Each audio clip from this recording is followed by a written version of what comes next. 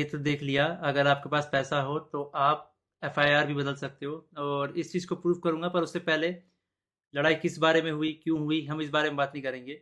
मैं सीधा पॉइंट पे बढ़ता हूँ। एलविश ने जो लोकेशन दी थी वो उसके घर की लोकेशन थी, या फिर किसी के तो घर की लोकेशन थी।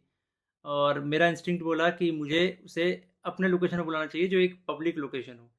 अब मेरे को यही था भाई कि जो भी गलतफहमी है डिबेट से सॉल्व करो। अगर आपको लगता है आप सही हो तो आप डिबेट करो, मेरे को लगता है मैं सही हूँ, मैं डिबेट करूँगा। तो कुल मिला के शब्दों से ही जीतना था इस चीज़ को। और मैंने पूरी तैयारी की थी।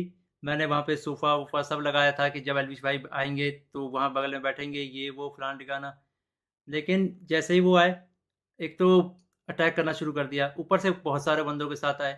ऊपर से ये भी नहीं था कि वन ऑन वन फाइट हो, उसके साथ उसके कुछ बंदे थे, वो भी मदद कर रहे थे उसकी। इस तरीके से मदद कर रहे थे कि मैं कुछ कर ही नहीं पा रहा था, क्योंकि मेरे को दो तीन लोगों ने पकड़ लिया था अगल बगल से। अब जब लड़ाई हुई, लड़ाई के बीच में ही एल्विश ने मेरे को लगभग ये अपने घुटनों से नाक पे मारा, कई बार हाथों से मेरे सिर्फ मुंह पे मारा।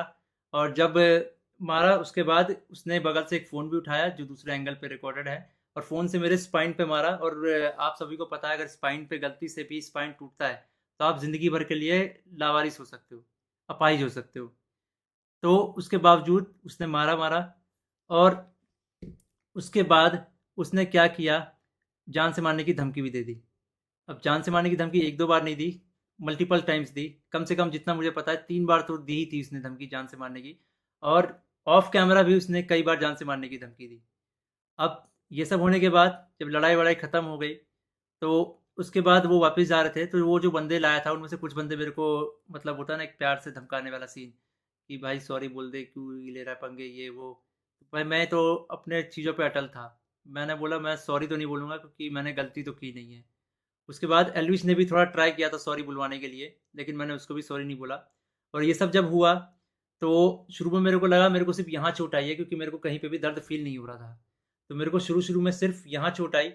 उसके बाद एक डेढ़ घंटे बाद मेरे को यहाँ पे दर्द होना शुरू हुआ, और फिर 2 से 3 घंटे बाद मेरे पूरे स्पाइन में दर्द होना शुरू हुआ, और इस तरीके से हुआ कि मैं सो ही नहीं पाया। सुबह 4 बजे मैंने सोने का ट्राई किया था, मैं दोस्त के घर साकेत गया हुआ था। मैंने सोने का ट्राई किया, अनफॉर्चुनेटली मैं दर्द से सो ही नहीं पाया।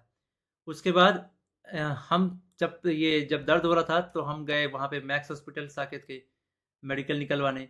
तो उन्होंने मना कर दिया, विदाउट एफआईआर नहीं होगा।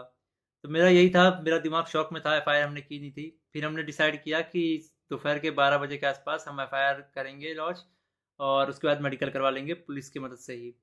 तो हम गए एफआईआर करने। अब जब एफआईआर करने गए, तो हमने पूरा बता दिया कि भाई ये सेक्शन लगाना है, अटेम्प्ट टू मर्डर है, साफ साफ दिख रहा है। तो जो एसएचओ थे उन्होंने बहुत अच्छे से बात की। उसके बाद एसएचओ अपने इंस्पेक्टर के फ़ोन में कॉल करते हैं, बोलते हैं कि पूरा इसको ना पब्लिक मत करना, गुप्त तरीके से रखना, हम लोग गुप्त तरीके से लड़ेंगे। मेरे को तभी डाउट था कि एफआईआर को दबाने की कोशिश की जाएगी। और वही हुआ। अभी मैंने एक आर्टिकल पढ़ा जिसमें एल्विश के ऊपर एक भी वो सेक्शन नहीं लगा जो मैंने एफआईआर में लिखवाई थी। अटेम्प्ट टू मर्डर का एक भी सेक्शन नहीं है उसमें। तो कुल मिला के मैं क्या समझूं, अगर आपके पास पैसा हो तो आप एफआईआर भी बदल सकते हो। मतलब हरियाणा में इस तरीके से गुंडागर्दी चल रही है कि एक बंदा आता है, मारता है, और उसके खिलाफ कोई एक्शन नहीं होता, उसको पुलिस पकड़ के लेके नहीं जाती। यहाँ पे इस बात को 24 घंटे हो चुके हैं, और वो बंदा अभी हंस रहा होगा कि उसको कोई पकड़ के नहीं ले गया, उसको फर्क ही नहीं पड़ा होगा। मैं हरियाणा के सीएम खट्टर जी से रिक्वेस्ट करना चाहूँगा कि इस गुंडे अलविश यादव को अरेस्ट करवाओ। इसका बैकग्राउंड बहुत ख़राब है, जिस तरीके से ये यूथ को इंस्पायर कर रहा है, वायलेंस को प्रमोट कर रहा है, उससे साफ साफ पता लग रहा है यूथ बहुत गलत वे में मोटिवेट हो रही है इससे। और ये चीज़ बहुत ही ख़राब है। तो खट्टर जी, मैं इंडिया के कानून पे बहुत भरोसा करता हूँ, लेकिन अगर यहाँ पे नाइंसाफ़ी हुई तो एक तरीके से बहुत सारे लोगों को ये तो समझ में आ जाएगा कि इंडिया का कानून सिर्फ गरीबों के लिए बना है, अमीरों के लिए नहीं बना है। तो मैं नहीं चाहता कि ये कानून भी, ये एफआईआर भी दब जाए। और साफ साफ पता लग रहा है दबाने की कोशिश की जा रही है इस एफआईआर को। अगर ये एफआईआर दबता है तो ये इंडिया के कानून की हार है। मैं आप लोगों से रिक्वेस्ट करूंगा, गुरुग्राम पुलिस को और खट्टर जी को इस ट्वीट में टैग करो, और उन पे उनको रिक्वेस्ट करो कि एलविश यादव को जितनी जल्दी हो सके, इस गुंडे को जितनी जल्दी हो सके अरेस्ट करा जाए। क्योंकि अगर कोई भी ऐसे मार के निकल जाएगा और फिर अपने स्टोरी में डालेगा कि भाई वर्क डन, तो खुल्लम खुल्ला यही है कि वो वायलेंस को प्रमोट कर रहा है, और उसको पता है कि उसका कोई कुछ नहीं बिगाड़ सकता। तो एक तरीके से ये इंडिया के कानून की हार है। तो अभी जो मैं एफआईआर लिखवा के आया था, मुझे उसकी कॉपी भी नहीं मिली और मुझे लगता है मिलेगी भी नहीं। बोला तो वैसे सुबह मिल जाएगी, लेकिन आई डोंट थिंक सो, क्योंकि आर्टिकल में साफ-साफ दिख रहा है कि एफआईआर के जो सेक्शन है वो बहुत अलग किए गए हैं। तो इंडिया के कानून का मज़ाक ना बने, तो आप लोगों से एक आखिरी बार रिक्वेस्ट है, सीएम खट्टर जी को गुरुग्राम पुलिस के ऊपर टैग से टैग किया जाए, ताकि ये मामले को वो लोग सीरियसली ले। इन द एंड अगर इस बीच में मुझे कुछ भी होता है, मेरे पे कोई भी जानलेवा हमला होता है, इसका जिम्मेदार एलविश यादव होगा, या फिर उसके दोस्त होंगे, या फिर गुरुग्राम पुलिस होगी जिसने मेरे एफआईआर को पूरा का पूरा बदल दिया और पता नहीं क्या एफआईआर लिख दिया।